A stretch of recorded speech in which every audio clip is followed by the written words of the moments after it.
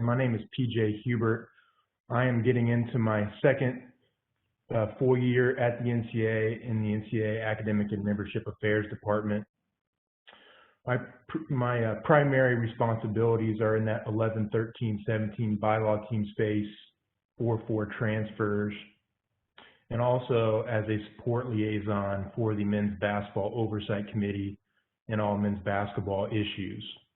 I'm joined with me today by Abby Markey and Jobrina Marquez. So I'd like to turn it over first to Abby to provide a brief introduction on herself, and then for her to turn it over to Jobrina so we have introductions for everybody. Abby?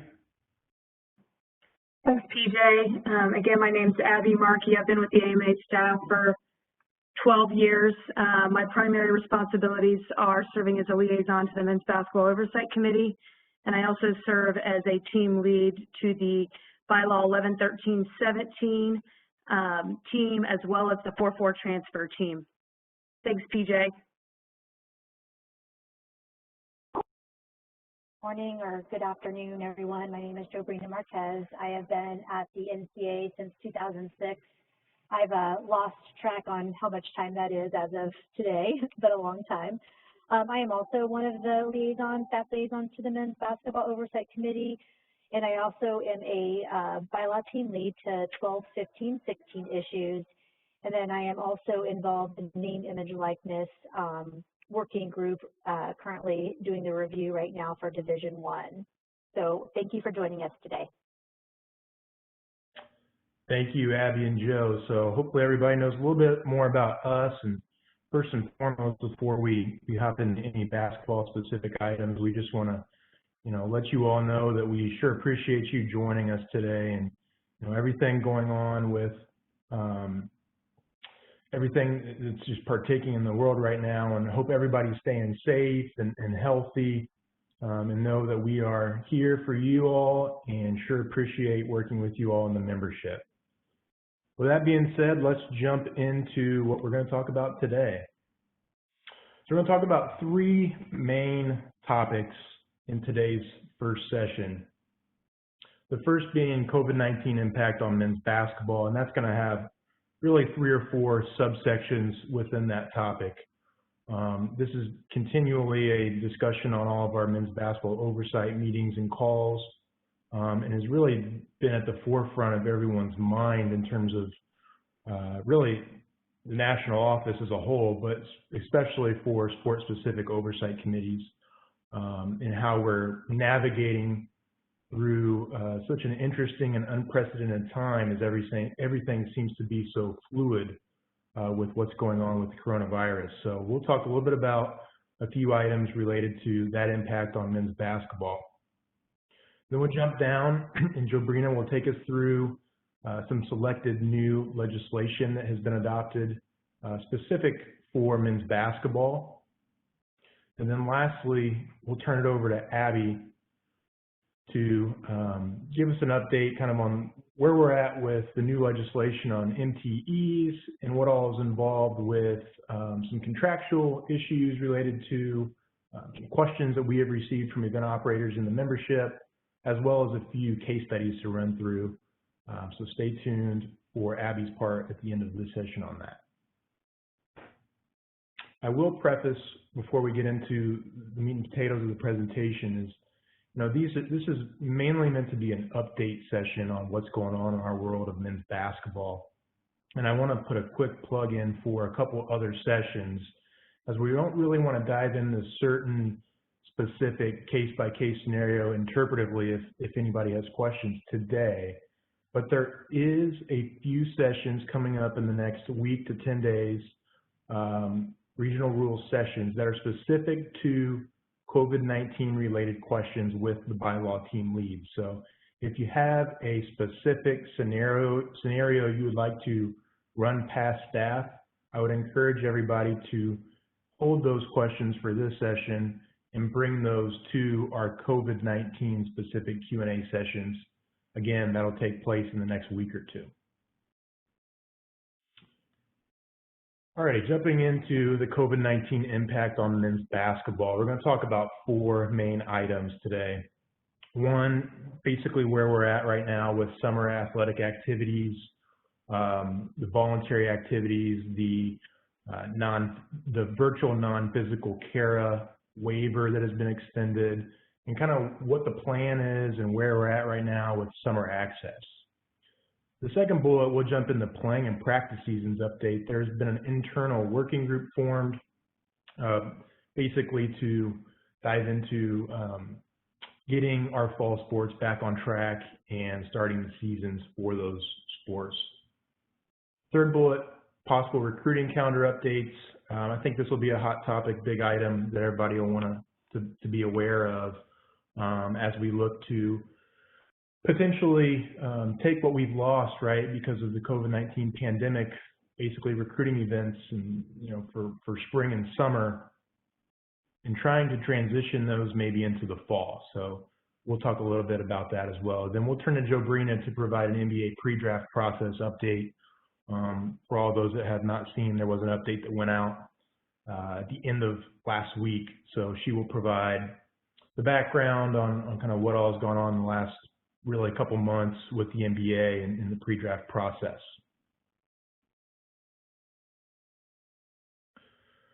So we'll start with summer athletic activities.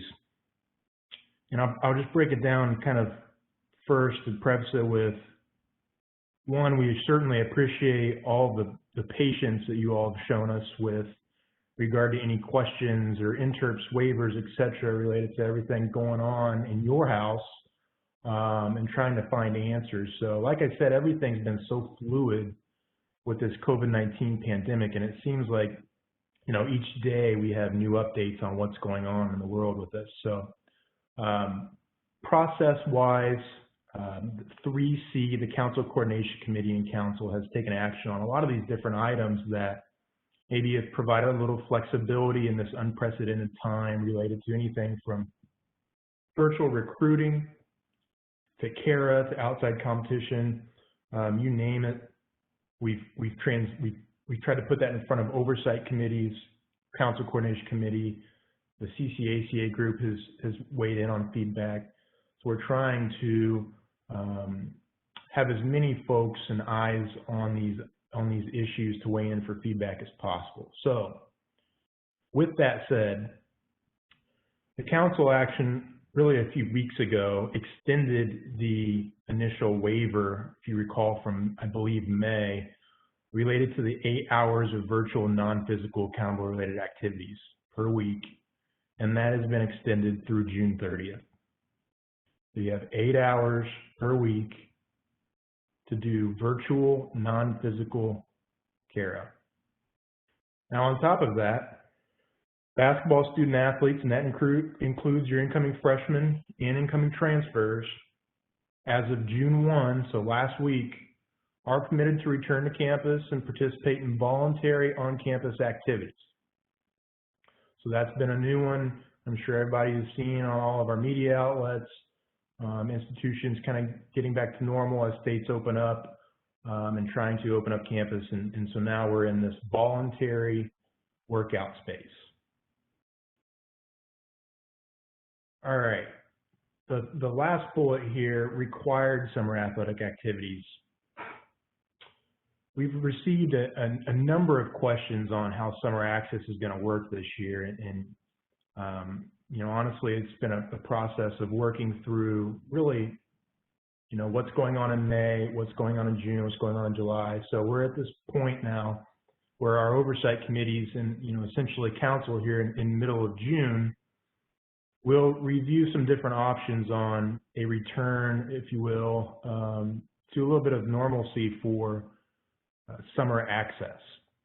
So right now, we're not at a point for required summer athletic activities as it stands right now, June 9th. We have an MBOC meeting on June 15th. I believe that next council meeting is the 16th and 17th. So coming out of those meetings, we're hopeful that decisions will be made in terms of a model for not only men's basketball, but football and women's basketball as well for summer access. So with that being said, stay tuned and please join us on June 22nd because we'll have some updates coming out of those council meetings that are set to occur next week. Playing and practice season update. Like I said, this has been an internal working group that has been formed to really assist and tackle options on return to play models for 2020 and 21. Right now, their focus is on the fall sports. So obviously football comes to the top of mind. And these individuals internally are working with all sorts of different stakeholders, right? Most importantly, your medical personnel and how to assess the most appropriate way to return to play in a healthy and safe environment for not only our student athletes and coaches, but everybody as a whole. So at this point, we don't necessarily have too many updates to share other than this is a newly formed group over the last month or so. They are working with outside stakeholders and your medical personnel. They are working with your oversight committees. So MBOC in this case is Men's Basketball Hot Topics today. And as updates, come to light and decisions are made, we will, as an NCA staff, we will share those in a hurry with everybody. So again, this is another kind of plug to stay tuned, but just note that these items are being looked at in a safe and healthy way to return to play for fall sports, and obviously we'll get into winter sports.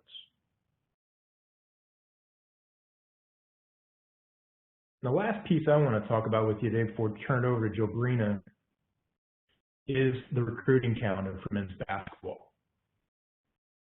So right now, 3C and the council extended the temporary COVID recruiting dead period through July 31st. So what does that mean? That means that basically all of our spring and summer events, as you can see listed there, have been impacted in a way that they've been canceled or postponed, hoping that maybe we'll reschedule for some time in the fall. So that includes your 2 April evaluation weekends for certified non-scholastic events. Those are generally your AAU tournaments in April. The MBPA Top 100 camp that was set for mid-June. 2 weekends of June scholastic events and 2-year intercollegiate events. That was new last year, right, as part of the commission. July certified non-scholastic events, again, your AAU tournaments, 1 weekend of that. And then the NCAA College Basketball Academy, which was going to be set for year 2 at the end of July, also was canceled. So what's that look like for us right now and working with the appropriate stakeholders in this men's basketball world to get back on track? In the main focus right now from a committee perspective and working with the National Association of Basketball Coaches, which we'll refer to as the NABC, is trying to modify the remainder of the 2020-2021 recruiting calendar as we transition really into August and September, getting into that academic year. We want to modify, or we're hoping that we can find a model and put that in front of the Oversight Committee and Council for them to bless, that allows for missed opportunities in the evaluation space to be rescheduled for the August, September, or even potentially the October timeframe. So like I said, staff internally has been working with the NABC and other stakeholders. We've been keeping in contact with event operators and our 2-year friends in the junior college space that put on events in those 2 June weekends, our friends at the NFHS for the high school events, and trying to determine and see where we can come out in a model that would bring back those evaluation opportunities for these prospects to be seen and hopefully play in hopes of receiving some scholarships here and joining the college basketball ranks. So whatever models come out of our review, the recommendations will be provided to MBOC for their review and feedback. So I can go ahead and let you know that we have been, again, working with the NABC. There is a model that they have put forth in draft form that at our June meeting next week on Monday, the 15th, we'll review and break down and kind of try to poke holes in it and see where we're at ultimately for MBOC feedback. So again, stay tuned, as this will be a hot topic as we continue through the summer months and into the early fall. And this next slide here, I do want to mention any kind of modified recruiting calendar model would be in, I guess, concert with what the NABC has created as guiding principles for a possible new calendar. So you see the bullets here, and this is something the NABC and their coaches, and they have a recruiting subgroup that really dove into the details of returning to this recruiting environment. And obviously the first and foremost, very first bullet of the utmost importance is the health, safety, and well-being of all stakeholders involved in these events. Wanting to provide scholarships and participation opportunities to these prospects. Caring for the current student athletes that are still back on campus as you get into the fall term and you start, preseason practice hopefully is on time and everything as we get into the fall months. But again, everything is fluid right now. But we don't want to allow for these prospects to miss class time. So any kind of model that you see is probably not going to have any sort of evaluation periods during the middle of the week or anything like that. It'd be pretty typical of what it would look like in the summer months of generally an evaluation weekend. Understanding the fiscal responsibility piece. Again, collaborating with all stakeholders involved, from your two-year college events, from the scholastic piece of the NFHS and the NCAA, to your non-scholastic event operators. And then working through appropriate timelines, then obviously from an NABC perspective, and then from an NCAA perspective, having that coach's commitment to uphold all of these guiding principles. So we put this in front of MBOC. In the NABC, we have a few contacts there, and one sits on the MBOC roster. So the Oversight Committee reviewed these guiding principles and endorsed these for any kind of model that we potentially look at moving forward here in June and into July.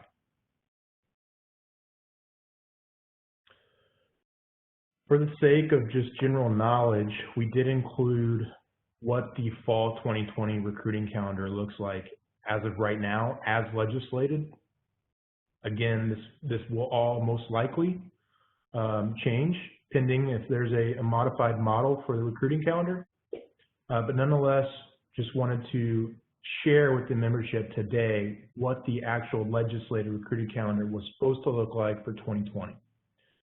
With the big change being this new 10-day August dead period that came from an NABC recommendation that was blessed by MBOC and then obviously adopted in the legislative cycle this year, which would have been, or as legislated right now, August 6th through 15th. And then we get into the fall months of September 9th, and then getting into the normal scholastic, regularly scheduled events and recruiting opportunities there through October and November before the NLI dead period. So that's a lot of information to share today, and I know we don't have a whole lot of answers, but it's more or less putting on your radar right now. But we're also looking at a handful of other issues as it relates to the recruiting calendar and the impact that modifying the recruiting calendar to maybe put some evaluation periods into the fall, how would that really change what we do on campus in August, September, October as it relates to institutional camps? For example, June and July, my institution was completely shut down. We didn't have the opportunity to have camps. Can we do it into the fall. It's legislated you can do it in August right now for men's basketball, but we missed out on some opportunity. What's that look like maybe for the fall months? On-campus tryouts, official and unofficial visits. Does that modified recruiting calendar still allow us to have official and unofficial visits? And then the number of recruiting person days. Does this potential modified recruiting calendar model allow us to essentially waive or not have to use recruiting person days for the months of August and September if we change those months around in this model that would be blessed by MBOC and the council? So just kind of food for thought on other issues or items that I think we've received some questions on from a staff perspective, but are not really quite in a place to address these issues right now because we're still in the process of reviewing a few models of how do we get our spring and summer evaluation events kind of back for this year. So again, this is a lot of just stay tuned, TBD, but wanted to put it on everybody's radar, obviously, given that these are all hot topics. So for the most part, all of these TBDs will be covered again on our June 22nd session 2. So I would encourage everybody to join us again then, as we'll have more updates. So I'm going to pause right there, and I'm going to transition into the next slide for Jobrina to talk about the NBA pre-draft process. Thank you, PJ. Appreciate all that great information. So transitioning into the bylaw 12, amateurs in space, as it relates to some select men's basketball players who test the waters. As many of you know, if you've had someone go through this process or follow the pre-draft process closely, you would know in a normal year, April began the NBA pre-draft process for those men's basketball student athletes who are pursuing professional athletic opportunities. However, given the unique challenges associated with the current COVID-19 situation, we have seen that the 2020 pre-draft process is not and will not function as it normally does in a given year. The NBA first announced some changes related to its in-person workouts with teams and some restrictions surrounding that, as well as the postponement of the NBA Draft Combine in Chicago, which was originally scheduled for May 19th to the 24th. Subsequent to that, and very recently, the NBA announced the postponement of the NBA Draft, which will likely occur mid-October.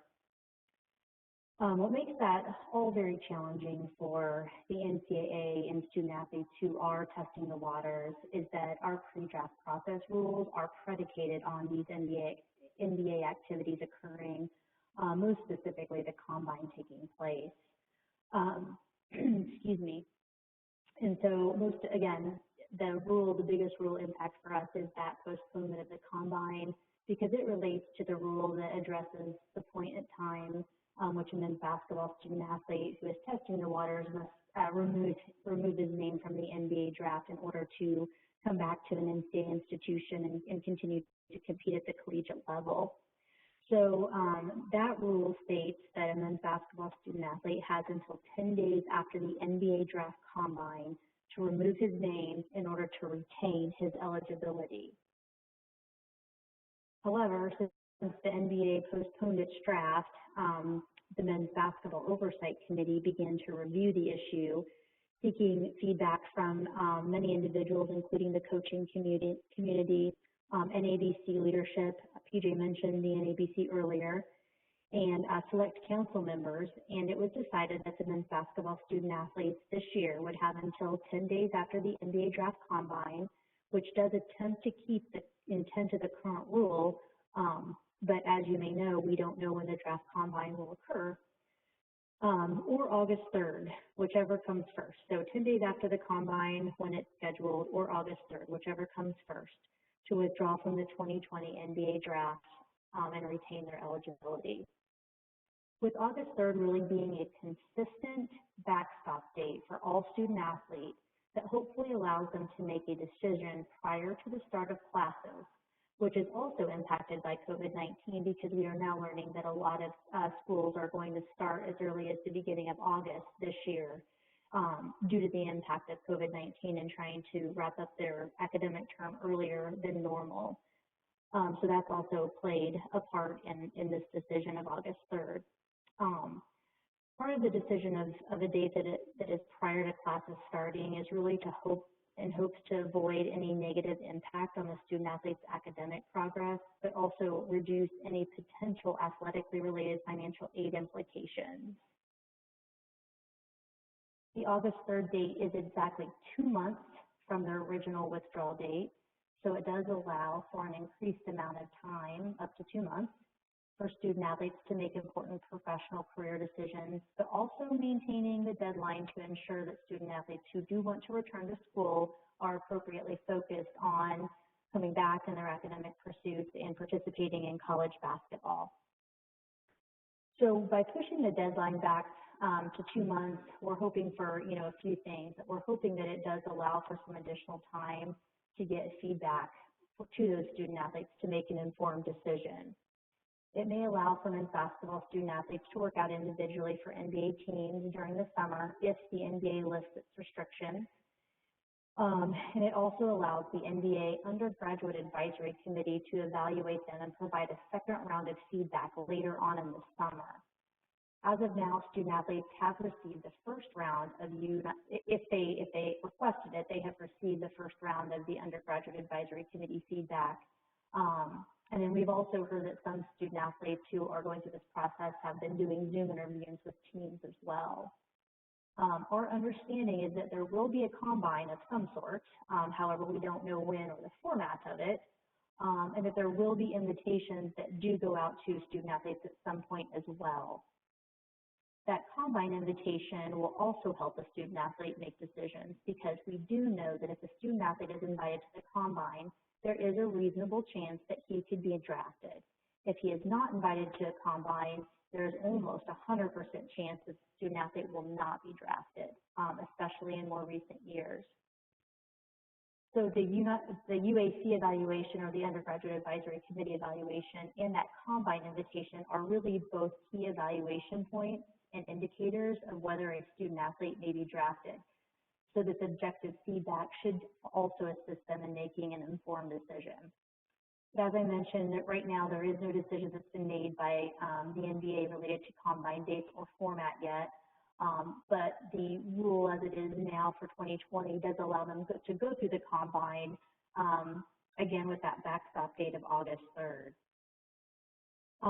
So if we figure out or find out more information from the NBA, there's a possibility that the Men's Basketball Oversight Committee may want to revisit the decision and lead that review once again. But right now, that's the decision and the date where they're operating off of. Now, more immediately, the next step will be to review any potential financial aid implications of this new date and something that the NBOC will discuss at its upcoming meeting, which is actually this next Monday. So in a typical year, institutions will know whether or not a student athlete is going to withdraw their name approximately around early June, and it was supposed to be June 3rd this year prior to the postponement of the combine. And that date is typically well before the July 1 notification of renewal, non-renewal deadline for institutions that issue annual aid agreements. And for the Autonomy 5 schools or institutions that issue multi-year aid agreements, that date is still fairly early on so that they know whether or not that scholarship may be available for another student athlete. So that's a pretty big adjustment for this year for institutions who have people who are testing the waters. So the NBOC on Monday will spend some time discussing this because with the possible withdrawal date being as late as August 3rd, they will need to discuss what, if any, changes might be appropriate for 2020 in this financial aid space. Any adjustments that they would want to recommend in the financial aid space would still need to be reviewed and approved by the Division I Council, but they will at least start those conversations on Monday of next week. So possibly more to come after this meeting coming up, and could be more information on our next regional rules webinar that we're having later this month. So if you have additional questions, please stay tuned for possible updates. Or as always, please feel free to reach out with me, Jobrina Marquez. Reach out to me with questions related to the pre-draft process. On the AMA staff, I really try to navigate the interpretive space, but we also have a good relationship with the NBA. And so if there's some assistance that we can provide in that space as well with reaching out to them about a potential rule of theirs, we can assist with that as well. So I will stop there and I will turn it to Charnel just to see if we have any questions on the COVID-19 updates for PJ, myself, or Abby. Thanks, Jobrina. There were a couple of questions for PJ, so I'll turn it to PJ to respond to the questions that have been submitted. Sure, thanks, Charnel. One of the questions that was submitted was related to, was there any consideration at this time, if there is a modification to the recruiting calendar, that be a permanent change? The answer to that right now is no. I think everybody is just focused on kind of knocking out what's in front of us right now in the short term. But there is at this time not a plan for any sort of contemplating that any changes would be permanent for future years. The second question we had was related to, has the Women's Basketball Oversight Committee, have they discussed or will they be discussing summer access? The answer to that is yes. We have been in lockstep between NBOC and WBOC in terms of collaborating between the two groups on essentially the exact same models. So our June 15th meeting next Monday, what is the options for the men are also in the council materials and will be the exact same for the women. So hopefully that provides a little clarification on that item as well. Thank you. Jobrina, that's all the questions we've received for this section, so you can move forward with the new legislation. Okay, great, thank you. I apologize if folks can't hear me. I noticed there's a little bit of an echo on my end. I tried to move and hopefully have a little bit better audio on my end for the next section.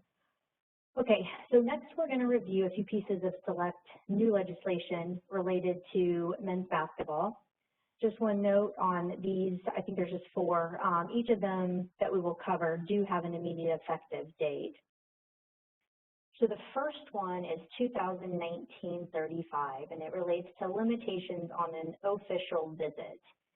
And it basically states that if a prospect attends an educational institution that uses a non-traditional academic calendar, and you'll see as the example the Southern Hemisphere, the prospect may not be provided an expense-paid visit earlier than the opening day of classes of his or her junior year in high school.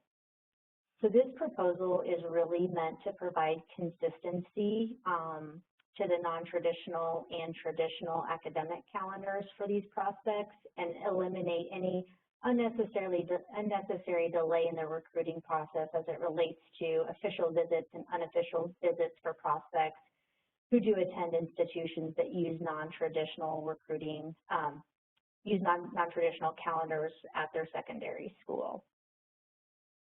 So fairly straightforward there.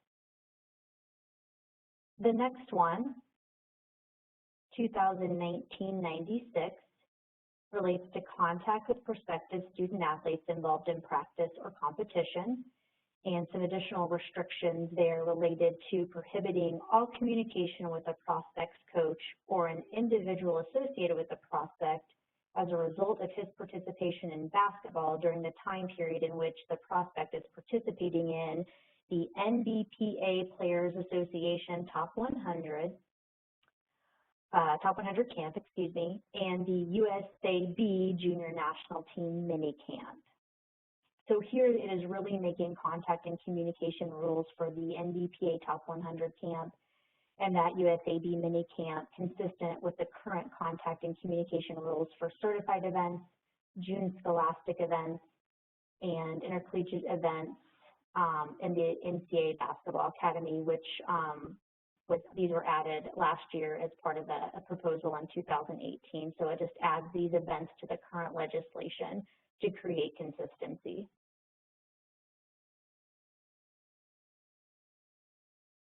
(2019-110) is related to the number of official visits.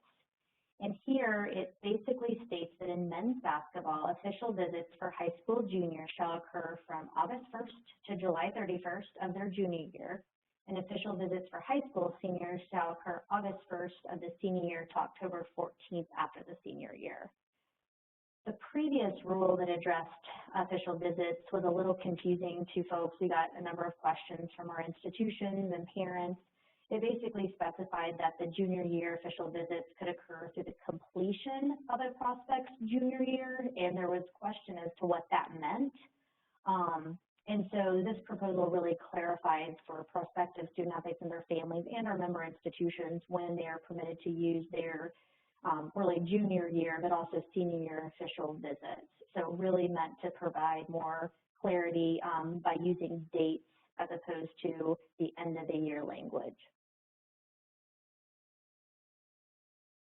2019-113 states that in men's basketball, in men's basketball, that the Monday after the conclusion of the NCAA CBA, or the College Basketball Academy, through July 31st shall be a quiet period, and then August 6th through the 15th shall be a dead period. And PJ just covered that, so you'll see the note at the bottom, possible change for 2020 due to temporary recruiting calendar. So this could be impacted based on the decisions that come out of that conversation.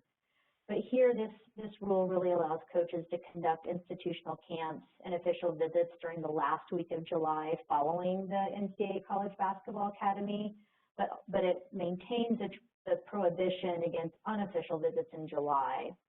And then I think many of you know that dead period was really meant to allow coaches a little bit of a break and time to spend with their families after they may have been recruiting all summer, but then possibly to have some time to spend with their current student athletes who may be on campus as well. So just a little bit of break from the recruiting process to have either personal time or some relationship building time with their current student athletes on campus. So that is it for the new legislation. I will stop there to see if anyone has any questions related to this, these few proposals that were adopted within the effective date of immediate. Okay, well, at this point then, I will turn it over to Abby. Thank you. Thank you, Joe. We're now going to transition to discussing qualifying regular season multi-team events in the sport of men's basketball. So just by way of background, over the last 2 years, the Men's Basketball Oversight Committee has conducted a review of the 10-year-old MTE legislation. That review has included a comprehensive analysis of pertinent data and feedback from key stakeholders involving the entire Division I membership as well as event operators. The review of the MTE data and input from multiple constituents led to MBOC's recommendation to the Council to sponsor proposal number 2019-123 in June of 2019. As you see on the screen, 2019-123 allows you in the sport of men's basketball to schedule 28 contests plus one multi-team event not to exceed 3 contests in the event, or 29 contests plus one multi-team event not to exceed 2 contests in the event, or 29 regular season contests.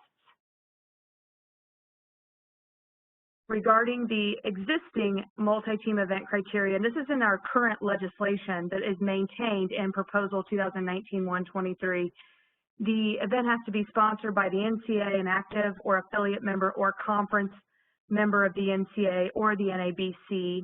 The limit of 1 team per conference participating in each event still is maintained, and then also the limit that an institution can participate not more than once in the same event in every 4-year period is still maintained. We have received questions if that 4-year period for participation in the same event starts anew with proposal number 2019-123, and the answer to that is no, because that criteria of the multi-team event legislation existed in the old or the current legislation and remains in the new legislation, that 4-year period of time remains. So if you participated in an event last year, you wouldn't be able to participate in the same event as a result of 2019-123 being adopted for the 2021 season. And then lastly, all participating institutions must use the same maximum contest limit. So the current legislation, if you're participating in an event, was using the limit of 27 plus 4. In the new legislation, it is using the same maximum contest, whether that's 28 plus 3 or 29 plus 2. On the next slide, you'll see the additional MTE criteria that was recommended by the Men's Basketball Oversight Committee and adopted as a part of Proposal 2019-123. So the first two criteria, 3-game multi-team events must conclude within 10 days and 2-game multi-team events must conclude within 5 days.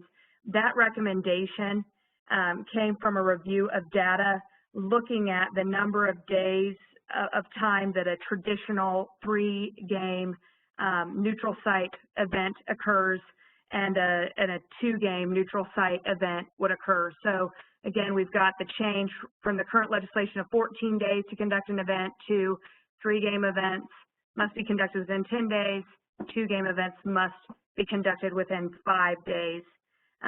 Other criteria is that all institutions must participate in the same number of games in the event, and that was really a student-athlete well-being issue, making sure that student-athletes are afforded the same opportunity in each event to play in the same number of games. And then lastly, non-Division I institutions may only participate if the institution is serving as the host of the event. So think about Chaminade, which hosts the Maui Invitational.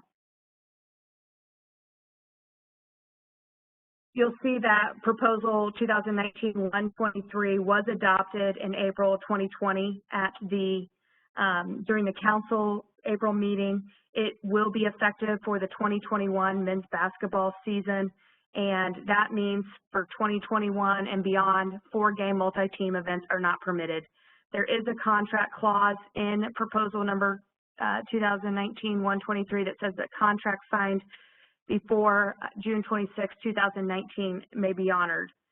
So I do want to delve a little bit further into contract issues. We have provided consistent guidance that since the proposal was introduced into the cycle, that in order to participate in a 4-game multi-team event during the 2021 basketball season only, all institutions participating in the event must have signed a contract before June 26, 2019. So if just one institution signed the contract, or you're an institution that signed the contract prior to June 26, 2019 to participate in a 4-game event, however, other participating institutions did not sign contracts prior to that date, then the entire event must meet the new legislation, and you'll see that in the second bullet. So either the entire event is conducted as a 4-game multi-team event because all teams signed contracts prior to June 26, 2019, or the event must be modified so that it meets the new legislation. Now,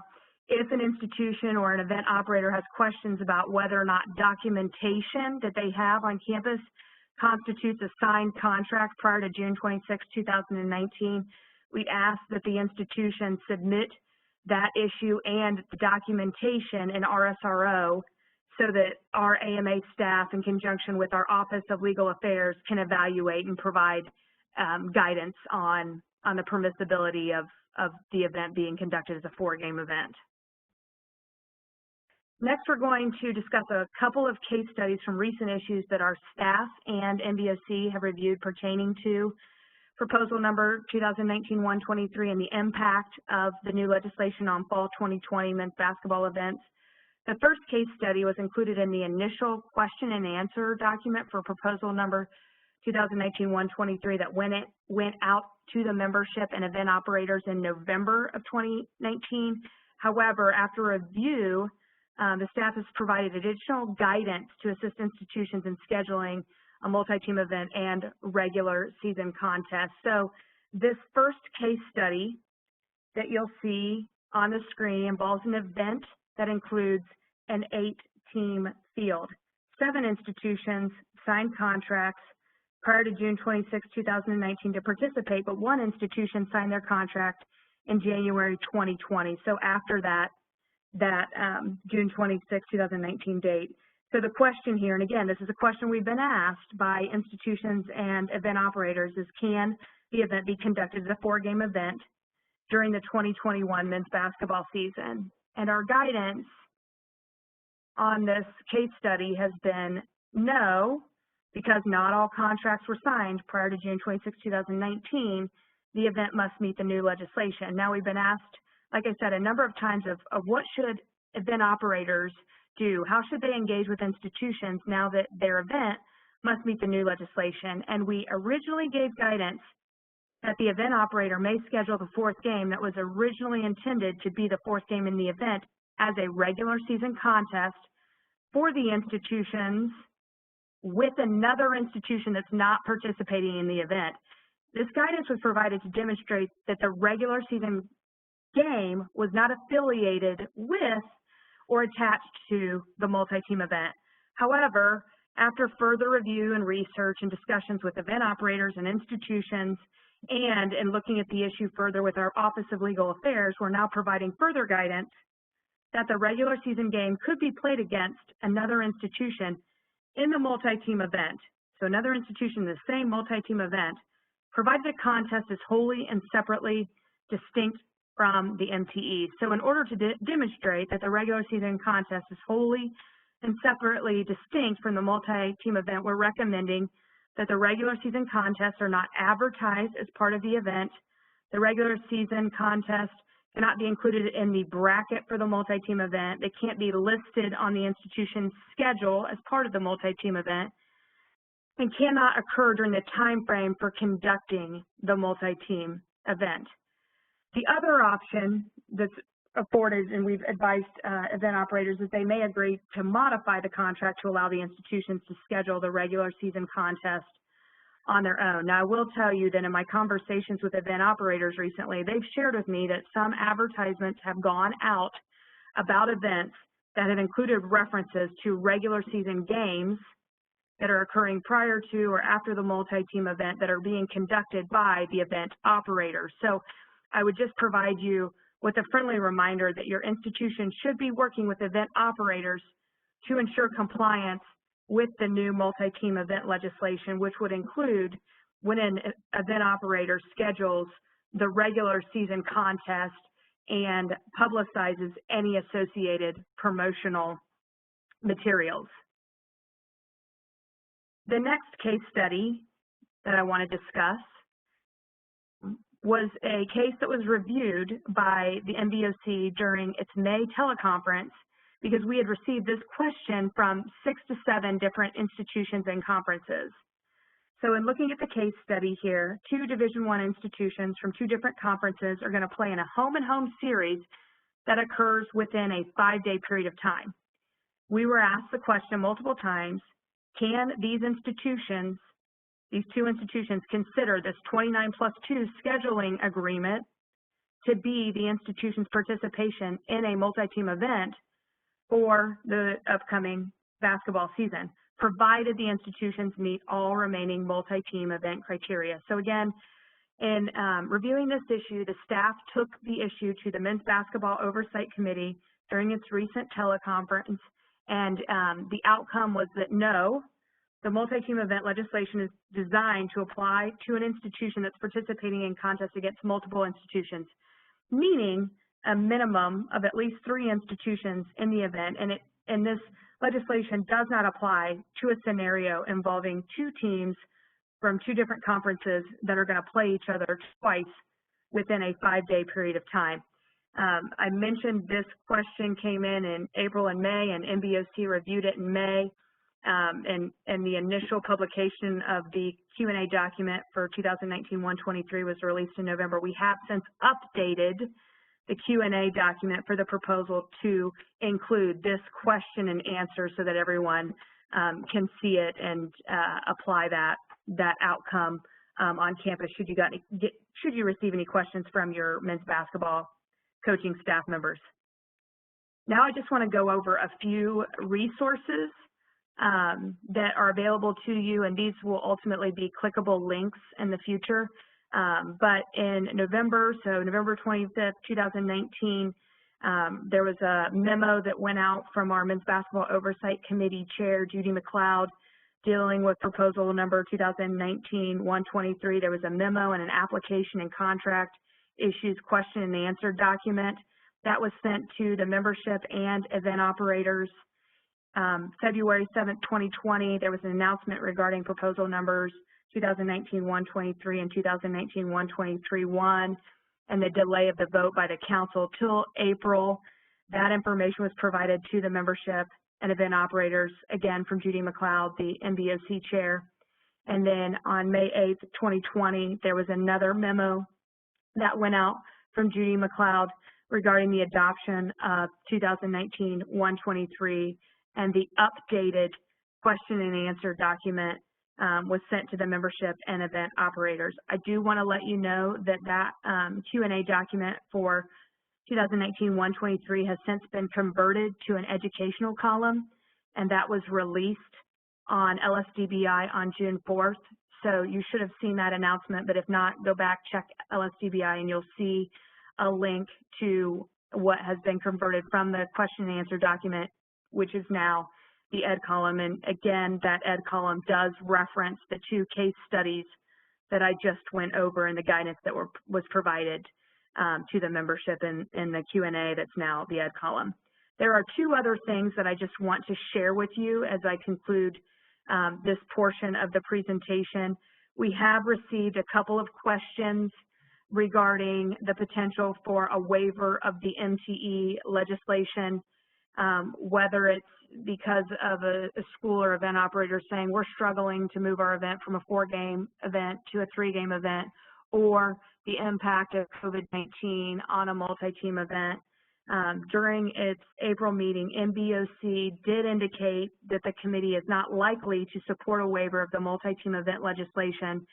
So in our conversations with any institutions or event operators who have kind of raised the issue of what's the likelihood, we have shared, what's the likelihood of a waiver, we have shared that the institutions and event operators should make every effort to meet the new legislation rather than pursuing a waiver request.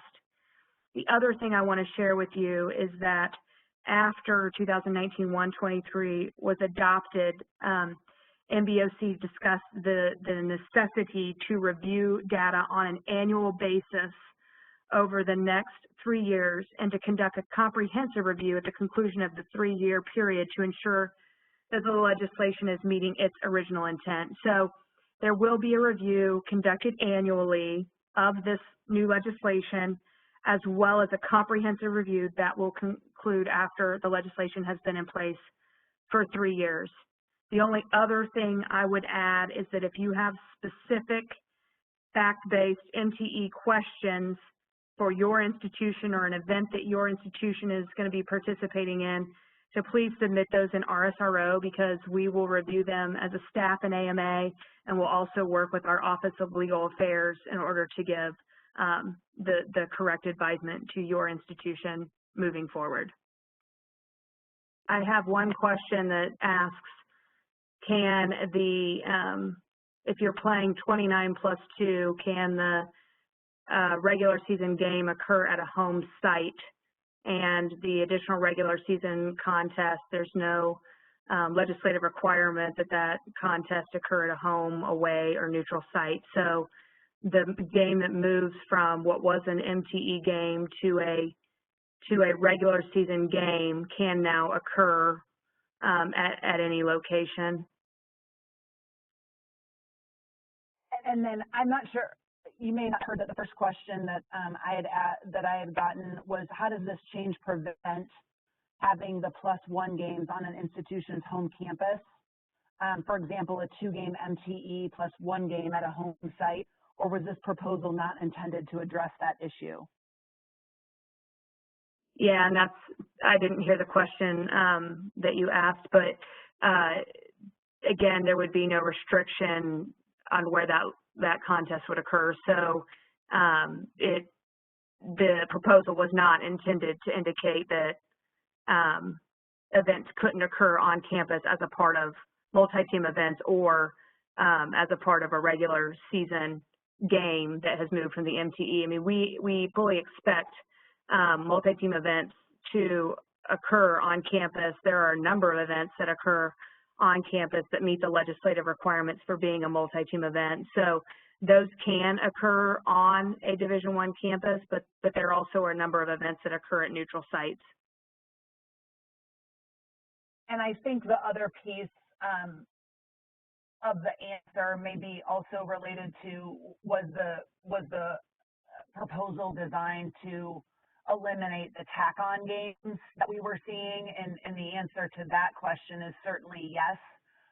And the idea behind the prohibition against the tack-on games is the new requirement that all teams participating in the event must participate in the same number of games as part of the event. Abby, the other question that we received was, can a team play in a multi-team event outside of the country more than once every 4 years, or is it one event per 4 years for events outside of the United States? I think the question is relating to the in-season foreign competition limitation that permits an institution to play one or more of its countable contests in one or more foreign countries on one trip during the prescribed playing season. And how does that legislation interact with the qualifying multiple team event legislation?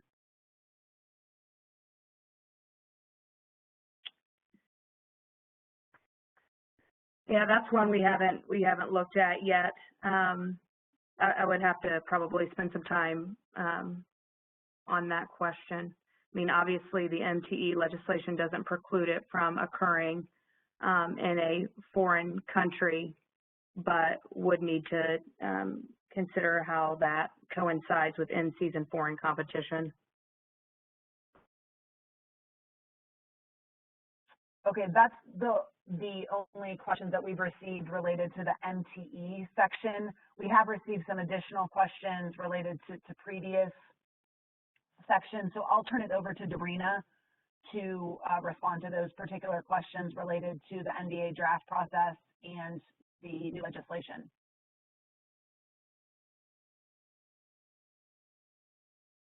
Thanks, Charnel, and I may not have received all of those. We're all trying to work on multiple screens here, so Charnel's helping us fill these questions. So Charnel, you may have to help me with some, but I'll just go through the ones that I do know that we've received. So the first one, or one of them, was pertaining to women's basketball student athletes, and so we do work closely with our staff who works in the women's basketball side of things, but we'll probably have to ask you, if you have really specific questions, you may need to reach out to our staff to get those addressed. But just in terms of the NBA draft process and how it works for men's basketball student athletes, it's a little bit different for women's basketball student athletes because they are not eligible to enter the draft until they exhaust eligibility. They also can decline the rest of their eligibility and enter, but in speaking to our WBOC liaison, Ben Nguyen, she basically said they've only had 1 or 2 people do that, so it's really rare. And they're working through those cases, I think, this year internally on how to handle that. So that's something that would have to be just kind of handled individually with our staff. But early draft numbers per year for individuals who actually declined the rest of their eligibility was 2 in 2015, 2 in 16, 2 in 17, 2 in 18, and 1 in 19. And then again, 2 this year. Their draft has already occurred as well.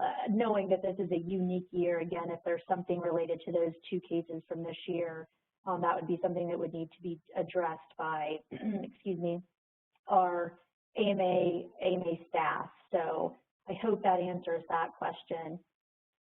In terms of educational resources or reach out more publicly announcing things related to the pre-draft process and agents, we really thought we did a very good job this year in publishing things and reaching out and educating all constituents. I'll just kind of give you a little bit of a flavor of what we did, but please, if you have other ideas, we are very open to them. We have a team of education folks that are really good at this, but I know that they would also welcome suggestions from you. But we basically have two one-pagers really that are more current on agents in the pre-draft process. We worked with, on the pre-draft process, we worked with the NBA on those. Those were pushed out earlier this year. They live on both our college basketball reform page and the enforcement website. They were also posted on LSDBI, they were posted to CCACA. NABC received them so that they can push out to all coaches and assistant coaches. All Division I athletics directors, senior compliance administrators, men's basketball head coaches, men's basketball conference administrators receive those. The conference commissioners receive those. So we have a standing list of people we push things out to, and it is very, very comprehensive. Our agent certification staff is in constant communication with our certified agents and non-certified agents, mainly telling them what's not permissible, and also the NBPA. We've had several, let me back up. We also did 2 webinars, which was new last year when all the agent legislation changed. We hosted that, and that was in conjunction with our enforcement staff. And this year we did it again, and we offered it twice, and we actually hosted it with the NBA, and we had Garth Glickman from the NBA come on and spend some time educating the membership on the NBA processes, and it was really nice because it showed the overlap between NCAA and NBA rules as they relate to this pre-draft process for our men's basketball student athletes. So we will definitely plan on continuing that and maybe even doing more of that with the NBA. We know it's kind of hard sometimes to figure out how both of those rules intersect and impact your basketball student athletes. So, and then we also had several recent announcements, I think 3 to be exact, that came out just really about that withdrawal date from the NBA draft. And again, those were not only provided to the media, but they were also provided and pushed out to all of the individuals and groups that I mentioned before, and posted on LSDBI and CCACA. So those are sort of our notification efforts, and those date back to early this year. Again, there's been a lot of recent announcements I guess early June and late May, just with regard to the withdrawal process.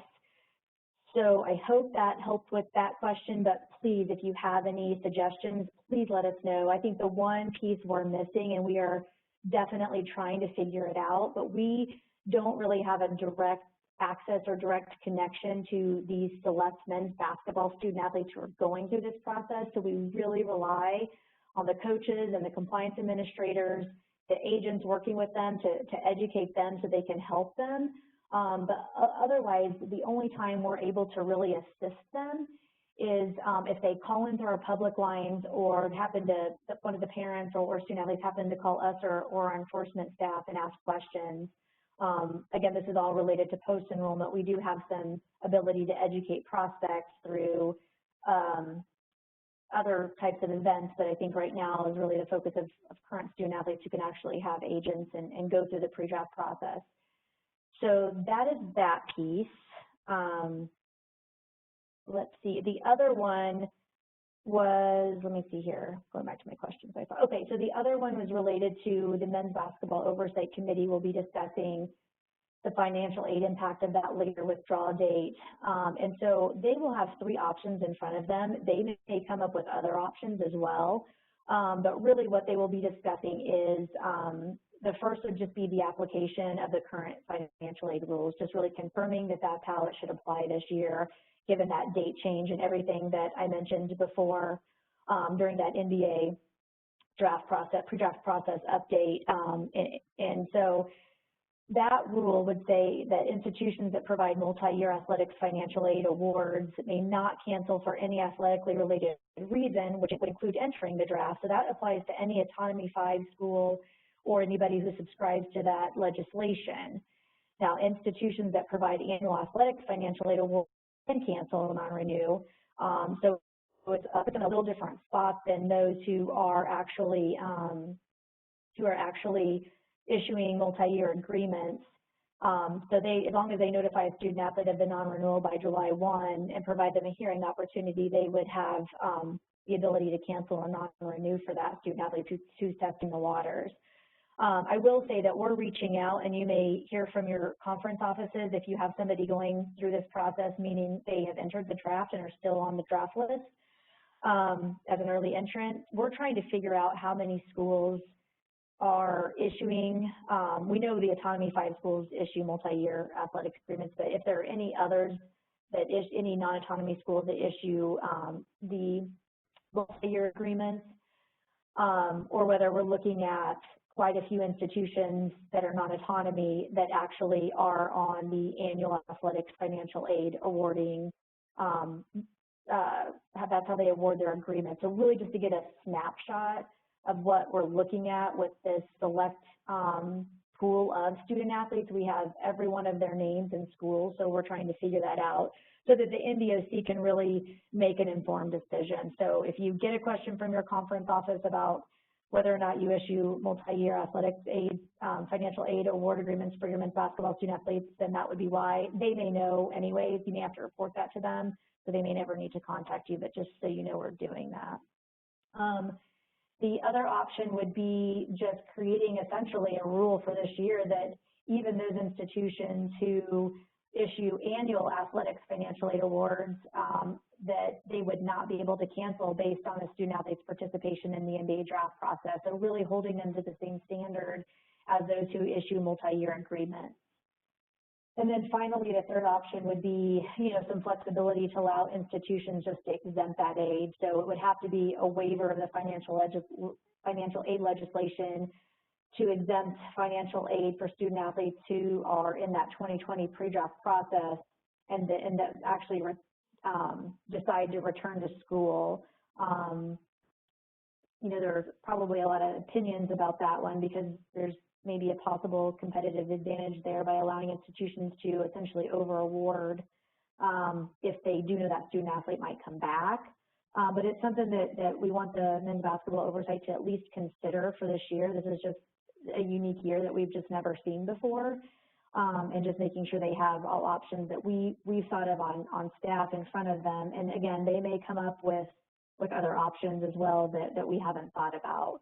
So those are the three options to consider. And all of that information, I probably should have said this at the outset, all of this information is in the men's basketball oversight material that you received at the Division I Council mailing. So please feel free to go and read up some additional points to consider on each of those if you have time. So Charnel or anybody else on staff, are there any more NBA draft questions? Jabrina, not that I have seen. Let's move back to PJ. There were a couple of questions related to the NABC recruiting calendar recommendations. The first question, the current men's basketball recruiting recommendation from the NABC includes the ability for coaches to attend open gyms and leagues operated by both scholastic and non-scholastic organizations. Would either of these need to be approved by the NCAA in order for coaches to attend? Yeah, thanks, Charnel. That's a good question. Currently, yes, the NABC has put together quite a detailed recommendation for what a modified recruiting calendar looks like, and that's going to be part of the discussion at the NBOC meeting next Monday. So working with our NBOC group, the NABC, and then internally with enforcement and our ECAG group that certifies many of the events, is looking at not only for those fall league and open gyms, but what does that look like for, I guess for lack of a better term, a modified certification process perhaps for non-scholastic and scholastic events. So I don't think at this time we can, really 100% say what that potential approval process or certification process would look like, even if there would be one. But that would, again, be a stay tuned. But again, a good question. And it will be discussed next Monday.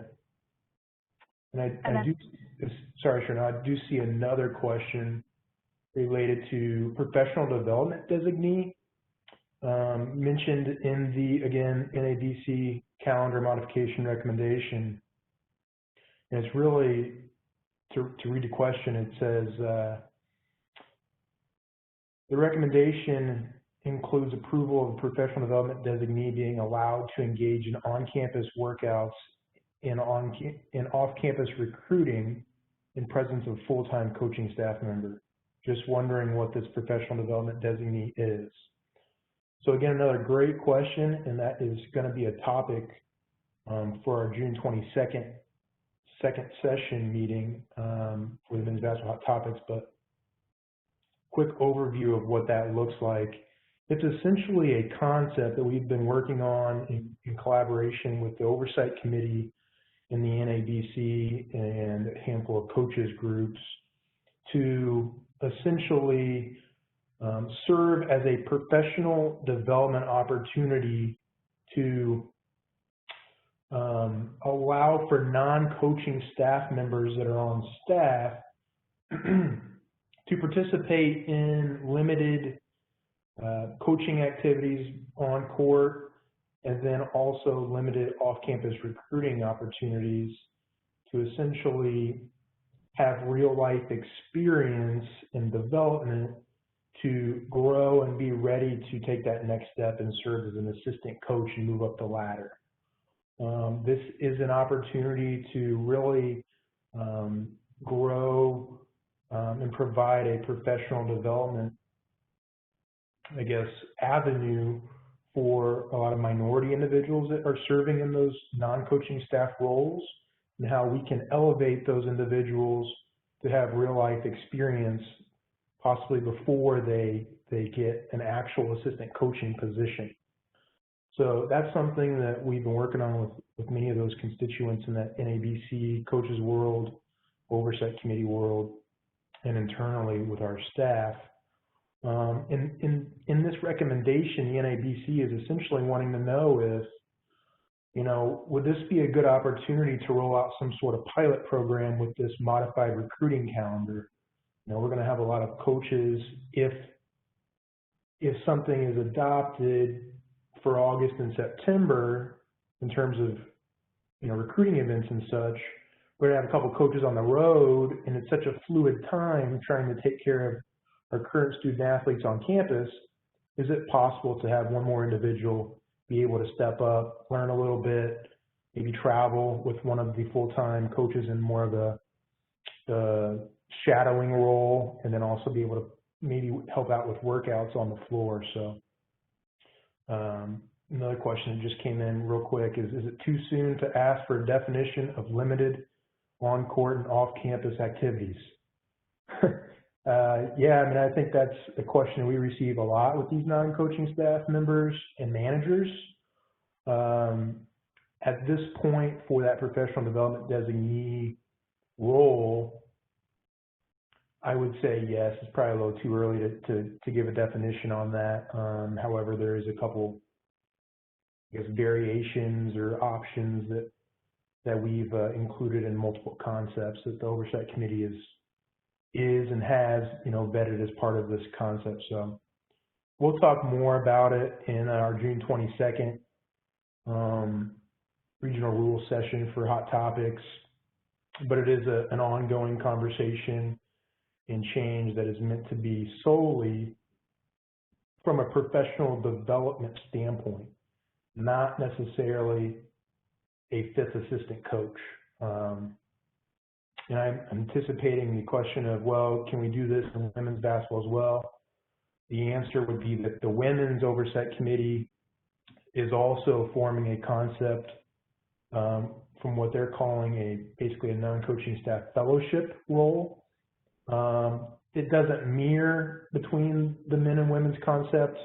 There are a few similarities, but there's also a few differences based on data we have gathered on kind of the projection of these individuals in non-coaching staff roles and kind of what they want to be moving forward within the game, or more of administrative if they want to move out of coaching, et cetera. So I think it's another stay tuned. But hopefully that provides a little bit of insight on that professional development designee.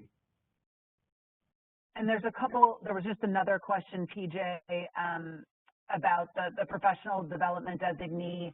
As PJ mentioned, we will have more of an update to provide on that concept, so you can kind of see it in writing on the slide, and we'll provide additional background for you on that June 22nd regional rules hot topic. So in the interest of time, we'll punt any other professional development designee questions to that June 22nd hot topic session.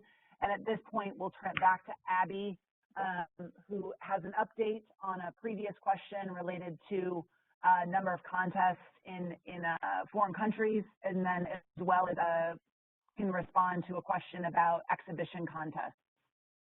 Thanks, Vernell. I appreciate everyone allowing me to do a little bit of research on the question about, the in-season foreign competition once in 4-year limit and how that is reconciled with the QRS MTE legislation. And there is a January 13, 2011 ed column that says participation by an institution in a multi-team event does not trigger the in-season foreign competition legislation.